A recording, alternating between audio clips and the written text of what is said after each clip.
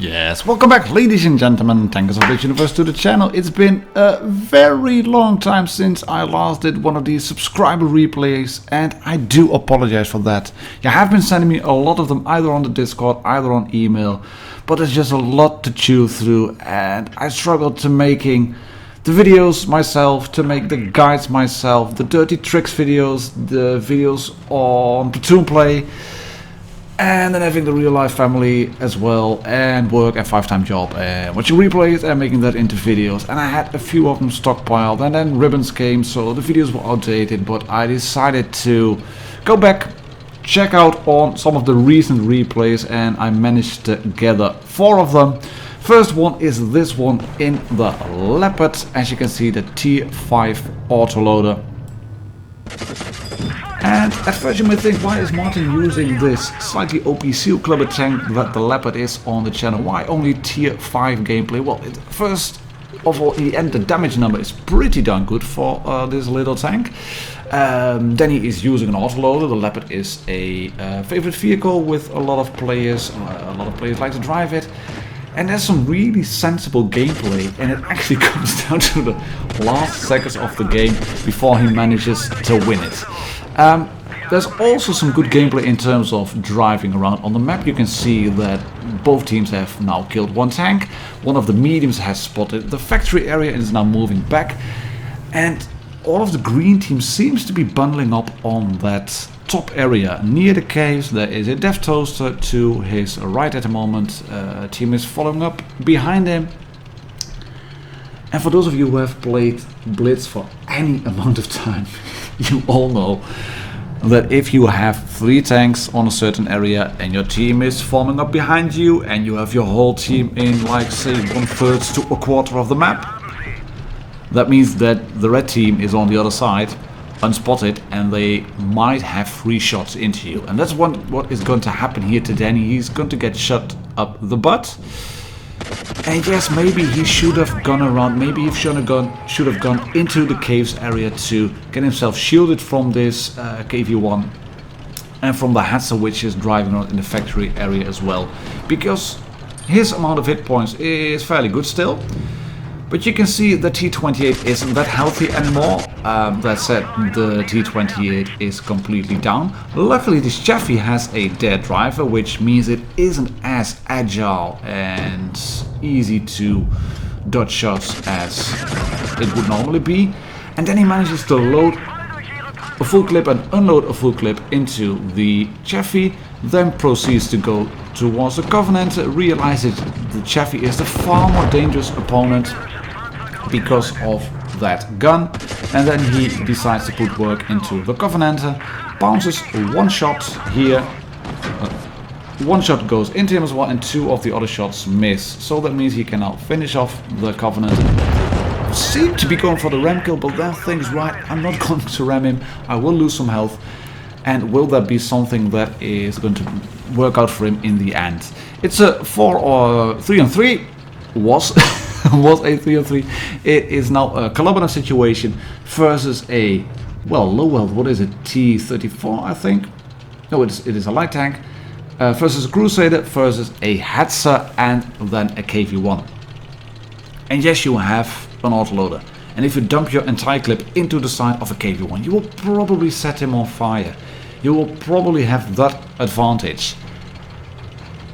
But at this amount of hit points, if he gets tracked in front of the KV-2, that's a 200 average gun, which would be the big gun, or what is it, 90 on 57 mil, I think, but with a very high rate of fire.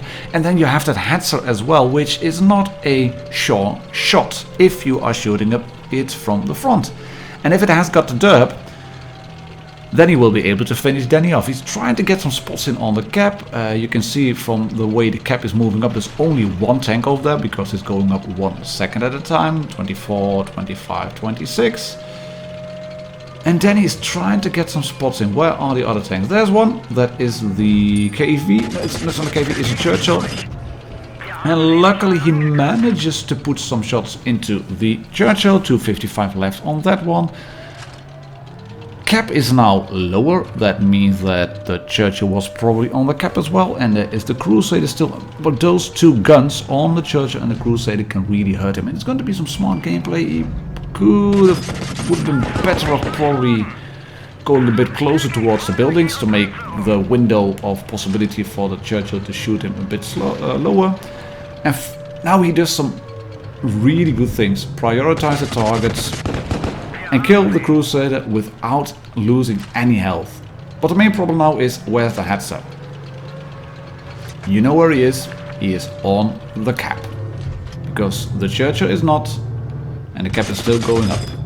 There's the Churchill who was on the cap. I was thinking, well, he had actually moved off, but he's still there, but that still means we don't know where the Hetzer is. Nope.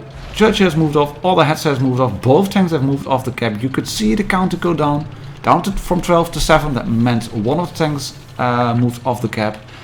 And now Danny has to keep rolling around. He's getting cheered upon by the T-28. Luckily, he has APCR loaded. Might not be needed for the Hetzer. But on this one, I think he's being too cautious here. I think he should have gone around. Just race past, but the Hetzer, it doesn't really know what to do. He hasn't got the dub gun, but he gets a lucky bounce here on his track. He does get tracked in place, but he manages to repair quick enough and then drive away. And now where is that Churchill? Still over there? Yeah, there's a Churchill chasing him, but that is a Hetzer. Seemed to be stuck, at least with the engine, with the Churchill, but now time is becoming an issue as well. So Danny has to move quick. He has to finish off the Churchill with a full clip and then finish off the Hetzer as well. Come on, then you can do it. You got just about half a minute left and you're on 4 kills. You're on 2k damage, which is good for a tank like the Churchill. I think it's time to get up close and personal, and he's going to snipe just a little bit and he gets the kill on the Churchill. We haben ihn fertig gemacht. Super tolle Klasse. That is going to be a big beer at the Oktoberfest for you, Van. Right, 70 seconds. Here we go. 10 seconds to go. Can he make it? Can he unload? He can unload. Yes. 6 seconds. 6 points. 7 seconds. 5 seconds. Come on, run it. And he does it with 4 seconds left on the clock. 6 kills. Pulse medal. 2.5k damage. Well done. Kolobanov medal, and this is why I wanted to include this one, because he didn't get a lot of support from his team. And granted, yes, the red team wasn't really good as well. Didn't put off a really stiff fight, but 2.5k damage, massive carry there, and well played Danny Green. That was the first replay for this video. And there's going to be more light tank action here with the T-49. And this one was sent in to me by Syntax84. And it's actually a very surprising one, because he's driving the T-49 not with the derp gun, but with a 19mm gun, and you don't see that a lot. I have it covered in my review, so that's well worth checking out. I drive it with the derp as well as with the 90mm gun. The 90mm gun is in a way the more sensible choice because it's more reliable in terms of penetration and damage and all. But the derp is just way more fun. So yeah, good to see Syntax using the 90mm, gives a bit of variety, and he's taken up an early spot here on 4 to spare. Lovely spot here to get shots in on the KV4, on the IS-8, going unspotted, shooting through the bushes just enough out of range to not get spotted. Nice little shot into the Tortoise, which then finally spots him. Yes, there it is. The Carnarvon is spotted as well, but he has already managed to put in 915 damage. And 915 damage, well, that's fairly good with a 90mm gun. That's 4 shots straight in. Oh, he spots another tank. There's a T-23 at the back. He can shoot him once. He can then go to the back. Luckily, the T-23E3 is AFK. I might have gone away from him. He loads HE, gets a nice engine fire. And yeah, if you would shoot those hatches on the turret, they do look as if they are penetrable. I wouldn't try it in a live battle. Oh, lucky dodge. Lucky that shot missed on him. I'm not sure what it was. It could have been the ISU 152. It's not a Tortoise, which is there. That one bounces off. And look what he is going to do here. He just about stops just at the right time as that ISU fires. And intimidating and as scary as it may be, an ISU 152 on a reload with a T49 behind him, he is not going to be very happy. Synthe keeps a keen eye actually on the minimap as well, and he noticed that red icon of the Leopard moving in towards him. So he's going away, he's going to chase down his Type 61, he's going to ram him, and no he doesn't, he just lets him past. He gets some damage into the Type 61 as well, loses 418 from the ram and from the shot.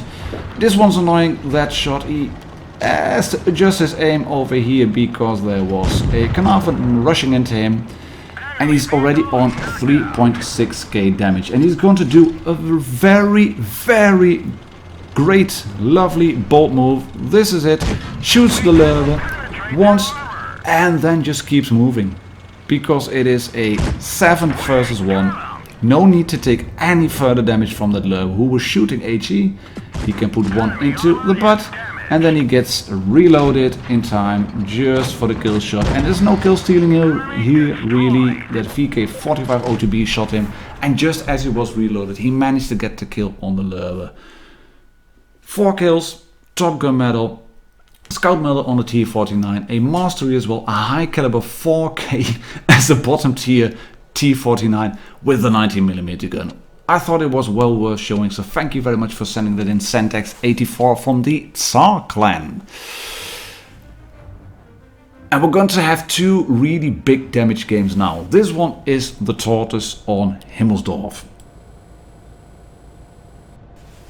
And the Tortoise is being driven by Kurtin SLV from the T1 Dash clan.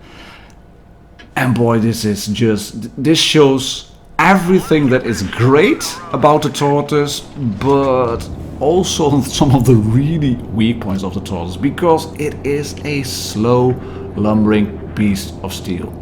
The Kampfpanzer 70 wants some help, but you can see by the time the Tortoise manages to get out of spawn and to the first corner of the ruins at Himmelsdorf, there's already a tank at A cap.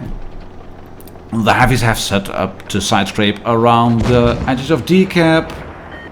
C is being captured, and by the time you get around the corner to take your first shot, that's an AMX over there. One shot into that AMX 5120 with HE, with hash, lovely shot. And Kurt has got 13 rounds of hash loaded, and that's something you have to do with the Tortoise. He's being cautious, he doesn't want to lose his hit points, but he's lost a teammate already. They are losing a cap as well. They managed to capture A, but you can see already A is being pushed. And call it a gut feeling, call it intuition. As soon as A cap was being captured and the tank was lost, Kurt decided to move in. And you will going to see that that was one of the best moves he could have made.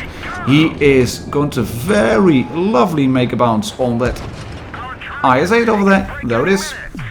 Just as that IS-8 wanted to fire into his side, he turned his tank again. You can't really juke with a Tortoise because it is just so slow and lumbering. Back to AP, lovely shot through the drive field, and the IS-8 gets whacked once, and he's not going to get whacked twice, but Kurt is going to move in. He's captured D, he's 2 tanks down already, and he has got a lot of work to do.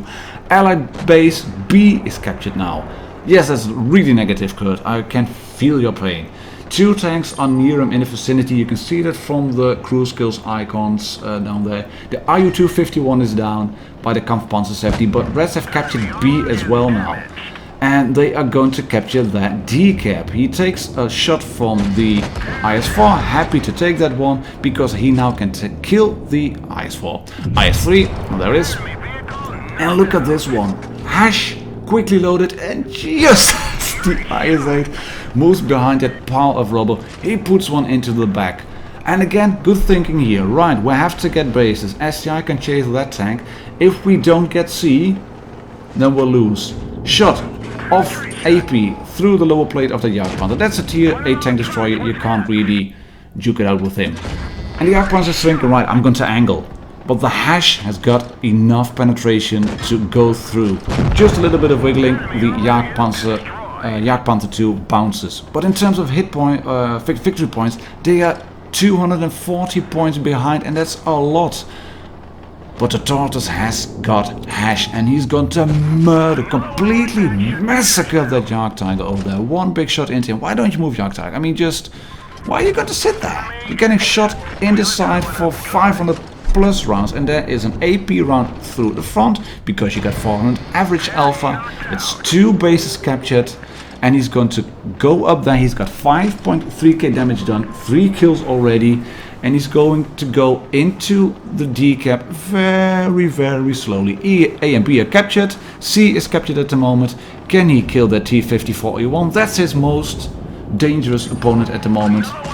And there is also an AMX 5120 still around. Hash could have gone through, but an AP round through the turret ring works. And this AMX makes the wrong choice. Never ever try to duke it out with a Tortoise who's on the pole like that. Well played, Curtin. Well played, Kurt. Really massive mastery, nearly 7k in the Tortoise. So that's a bit of a small masterclass, really. I have a review on the channel, but this one, hats off, mate. Really, really well done. 6.8k damage and just a massive carry in the Tortoise. And you can see the speed, that's the downside, but the gun, glorious. Leads us up into the last replay of today, which is going to be in the E100 on Castilla. And that massive tier 10 German heavy tank is driven by PG Odev from 832, P Godev 832 from the Bad BL clan, Russian server clan. Massive game, massive damage numbers, so thank you very much for sending that in, mate. And from now on, I'm just going to call you PG, which is short for P Godev 832, PG. It's going to be a slow game, but a big damage numbers game. And PG is not trying, he's not willing to give up his hit points easily. There's an E75 spotted over there. The T125 is spotted as well, as you can see. By that E75 maybe, he just spot up another tank in just a few seconds, and you can already see that PG loads the HE. He knows there's a grill on the reds, there's an IS7, so back to AP, and he's going to get, boom, 1190 MRAC. Thank you very much. In the meantime, the E5 has been hit, has to be something like a grill maybe. They have a grill, I think a 704, and maybe a duster on the reds. But at T125, he copped a flogging for going to spot up over there. Just look at his hit points left, 285, and there's a shell burst from an HE shell. If that would have hit, I don't think it would have killed the E5, but still he would have lost at least 150 hit points, which would have rendered him kind of useless at the moment. He's a one-shot to any tank on the field at the moment. In the meantime, the Greens are setting up a firing squad. There's a Waffle, there's an E5, very brave, 285 hit points left, and standing in the front line like that, I wouldn't have done it. And PG decides to load the heat because there is a red E100 on the hill as well, and that's annoying. Just as you move forward, if you would have stayed, you would have had a lovely shot, and he's going to wiggle just this one away. Yeah, there it is.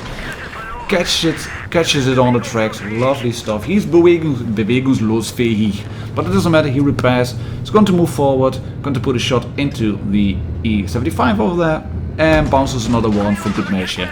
So that's already, in terms of damage, done. 1867 and 1100 blocks, lovely stuff.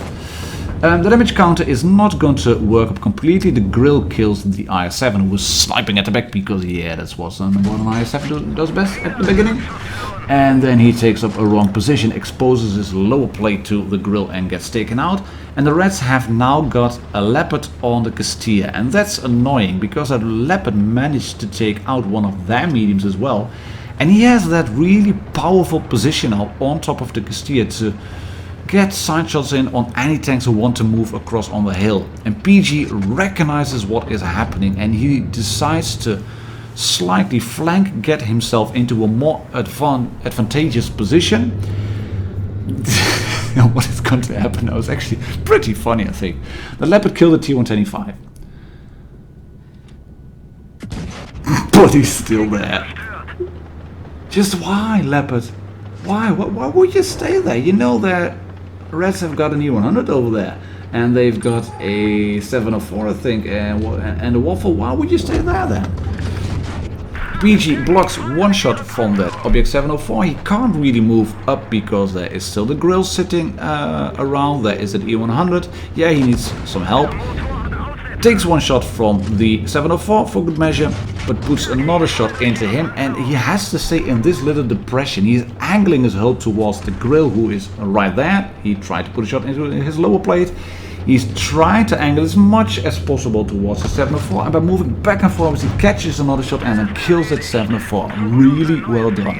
Damage number is already bigger than 3.8, which is shown on the left, because the shot done on the Leopard was, while it wasn't spotted, so it doesn't materialize in the counter, it doesn't get reflected there, and this is his squishy shot on the grill.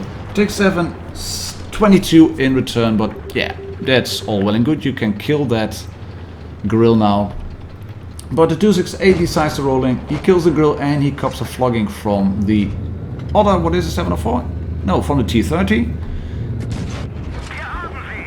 But PG decides to return the favor. He's going to use the carcass of the I7, lovely play there, to actually side grip at a distance. Isn't he just going to not bother about the E100 now? There is a T30 down there, and that shot, I think it actually hit on the carcass of the dead red grill. But yeah, if you can take out a tank like that, that's just sensible play. E100 fight, he has 18 seconds or something like that to go in and put a shot into the T30. And now he's just hull down, puts a shot through the lower plate. He's got 919 health left. He's going to angle up ever so slightly. E100 fight again through the drive wheel. There we go. Bounces that shot on the top plate. But you can see already he's angling. He's using the hill to shoot his lower plate, and the E100 doesn't have a shot on him. He rushes it, tries to get it through his drive wheel. PG pops the adrenaline. Here we go, another shot through the turret side, 600 plus damage, and this is going to be a nice little lovely win. Great game, thanks for sending it in. Slow play in the E100, and Object 268 finishes off, gets himself a destruction assistance damage, 3.6k damage blocked, 4 kills. That's another top gun, that's another mastery, that's another high caliber, ammo rack detonated, 7.4k damage. Brilliant game, and again a massive carry. Thank you all, ladies and gentlemen, tankers of WoT Blitz Universe, for watching. Thank you all subscribers for sending in these videos. If you have them, please send them to me, martindoggerwotb@gmail.com, or drop them on the Discord server. I'll catch you all on the next one. Cheers and happy tanking.